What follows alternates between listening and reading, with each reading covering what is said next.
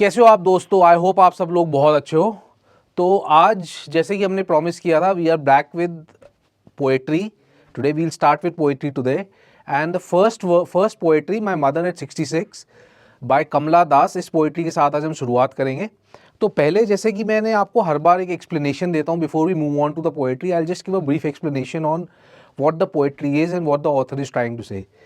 So essentially जो ये poetry है दोस्तों, ये बहुत ही शॉर्ट पोएम है, और इसमें Kamala Das who is actually travelling to the airport with a mother, sees her mother, और उनके बारे में उनके अंदर विचार आते हैं कि कैसे she has turned a lot old, and there are a lot of contradicting things that comes to her mind that she might lose her as well. सो बहुत सारे मेटाफोर्स, बहुत सारे पोएटिक डिवाइसेस उन्होंने इस पोएम में यूज़ करे हैं, वो सारी चीज़ें हम देखेंगे। और उसके अलावा दोस्तों इन्होंने काफ़ी कॉन्ट्रास्टिंग चीज़ें भी बताई हैं, like when she feel sad she looks at other things to try to divert from what she was thinking, and a lot of things. So it's essentially a short poem, a short expression, a short feeling of the author of how she feels about her mother, how she feels, what would happen when she lose her, and how she wants to distract her from the thought that comes to her mind when she sees her. So a brief poem, but let's see it, very interesting.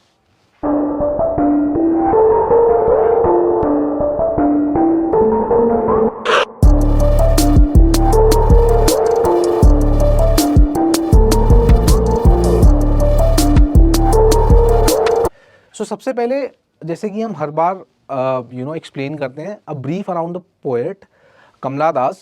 So Kamala Das was a trailblazing Indian poet and author, widely regarded as the mother of modern Indian English poetry. So she is one of the very famous poets of our India, and she is kind of she has been compared to a lot of international poems as well, because and her poems and her work essentially reflects feelings, deep feelings, and she tries to expand those feelings with a lot of phrases and metaphors that she uses. So that's her style of writing. About her background: she was born in Kerala. She grew up in a literary environment. Her mother was also a poet, and her great uncle was a prominent poet. Nalapat Narayan Menon, her great uncle, was also a great prominent poet. She is often compared to American poets like Sylvia Plath and Annie Sexton because of her confessional mode, where she shares deep personal experience and emotions with raw transparency. Very raw, very natural expressions she comes up, and very, something that a lot of individuals feel in a day-to-day life. She comes up with poems like that. So Mother at 66 is essentially a work in that direction itself. So let's look at the summary of the poem. जैसे कि मैंने आपको बताया, it's about Kamala and a mother, and the expression and the feeling that she is getting when she's seeing her mother, right, is a poignant explanation of the complex emotions involved in the relationship between a daughter and her aging mother. It captures the universal fear of loss and the painful realization of time passing. The poem captures a single moment, a drive to the airport. The poet looks at the mother sitting beside her and is struck by how frail and ashen she looks. Ashen, and I'll give you the explanations of the various metaphors she kind of has given in the poem, like ashen, a dead body, something like an ash.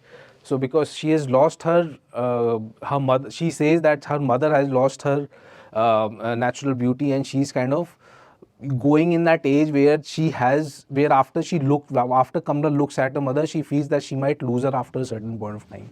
So these are the various fears that Kamala is kind of experiencing, and how she kind of look at other things to kind of come out of that fear. This is the slight triggers of a deep childhood fear of losing her mother. To distance herself, the poet looks out at the window of the vibrant world outside, but the internal ache remains until she says their final goodbye. So at the airport, when she says a final goodbye, till then also she experiences the feeling till the last. So let's kind of, these are the three things that I've already spoke about. Let's look at the three stanza by three. I've kind of divided this into three parts. The first is the scene at the airport, wherein the narrator looks at her mother sleeping with her mouth open. Thus compares her mother to a corpse. This is a harsh, jeering image that signifies the proximity of death. So while she was traveling to the airport, her mother was kind of lying next to her, And when she sees her, feeling that she looks like an ash, or she looks like a corpse, like a dead body, and that feeling kind of terrorizes her when she actually first feels this while looking at her when they are traveling to the airport.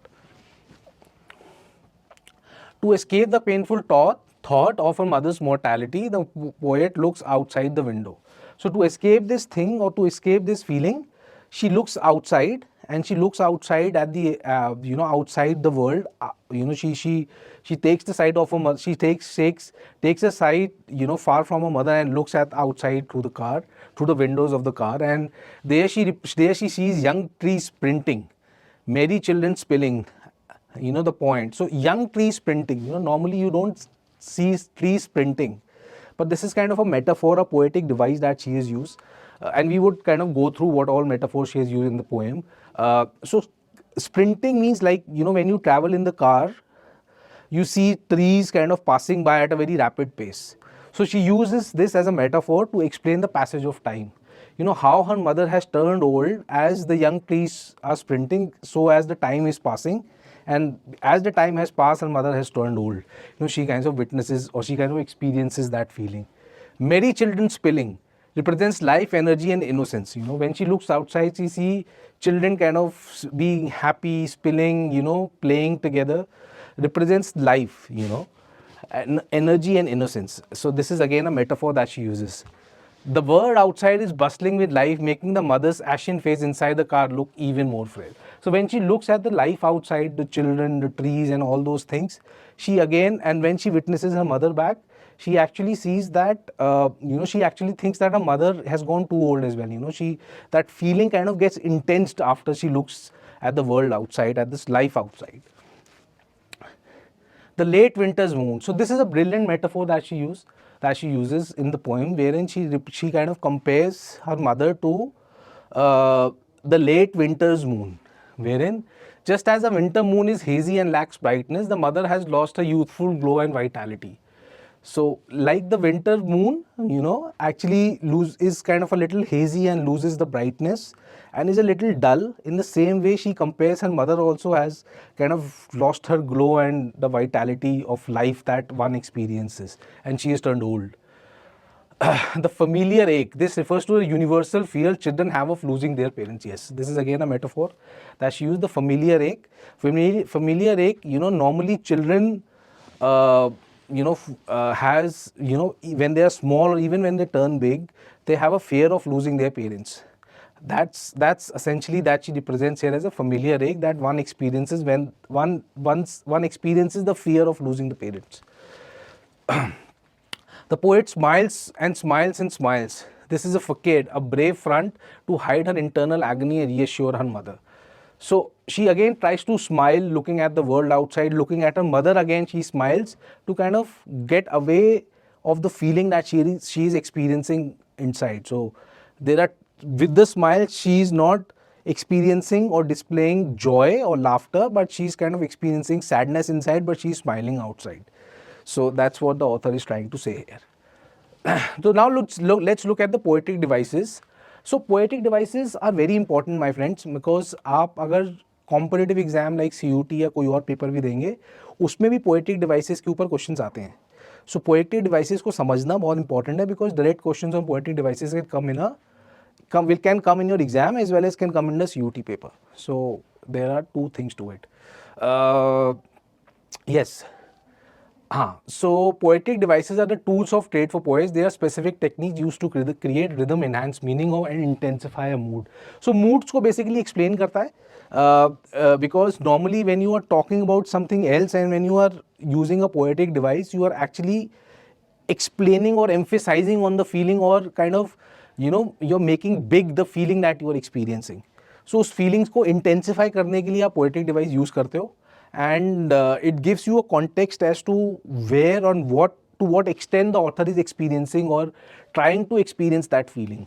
So that's a poetic device, or that's that's what the author tries to explain by that. Let's look at poetic devices that's kind of explained in the poem. The first one is simile. Simile is something that when you are comparing two things, and you are comparing it by using words like and as. So like say he says her smile was as bright as the sun. That means that you are trying to say something and trying to explain the meaning through comparing it with an object. That's what is called simile. When I say metaphor, I've told it or I've explained it in the previous slides as well. Metaphor is when you are trying to explain a thing in a single line without like or as. Like for example, she says life is like a roller coaster, life is like a ride, life is like a journey which has several ups and downs. Then personification. Personification is when you are trying to compare human things with non-human things. For example, the wind whispered through the trees. So wind can't talk, but you are trying to, you're trying to represent life through stating that the wind whispered through the trees. Life is a kind of experience when you say this statement. So this is how she's trying to say that. Next, these are some important poetic devices I've tried to sum up here. And repetition, again, the words smile and smile and smile.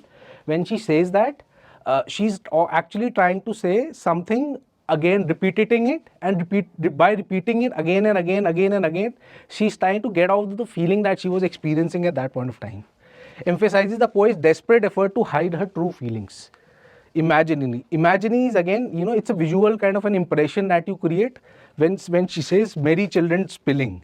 So she's trying to kind of create an image of liveliness and life that she's kind of witnessing outside and trying to get away from the feeling that she was experiencing at that point of time. Now, again, so now after that, I have tried to also come up with 3-4 questions, that might be asked in the exam. So let's look at it.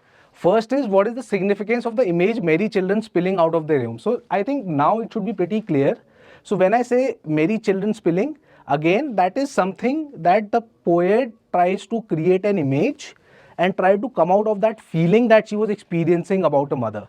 So though she was trying to say that it was very lively outside, yet inside she was feeling something really different. While the mother represents passivity, decay, and the ashen stillness of the old age, the children symbolizes the spontaneous flow of life, energy, and vigor. It highlights the cycle of life where one generation begins its journey as the other near its end.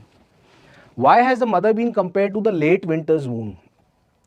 So late winters, again, the late winter's moon, as the winter's moon does not have that life, that glow in itself, and it's kind of a hazy, it's kind of a little hazy, and it's kind of looks at kind of getting something old. In the same way, the mother is also experiencing life like that. She was getting old. She was not the way she used to look some years back. So that's why she compares the two things with each other. All I did was smile, smile, smile. What does this repetition signify? This, I think, as I told it before as well, that smile and smile and smile, this actually represents the feeling or the inner turmoil actually of the author, wherein she's trying to come out of that feeling that she might lose her mother, and she was smiling to kind of feel that she might not, right? So she's trying to come out of that feeling. What are the young trees described as sprinting? Again, the sprinting trees I have already used. I have already tell this is a metaphor, and this actually represents life outside. The trees seem to run backward, reminding the poet how quickly her mother has aged from a vibrant person to someone nearing death. This dynamic activity outside contrasts with the static and frail state of the mother inside the car. I hope this is clear. Okay, so thanks for that. Any questions, please share in the comment box. We would address it, and stay tuned. We'll come up with more exercises after that. Thank you.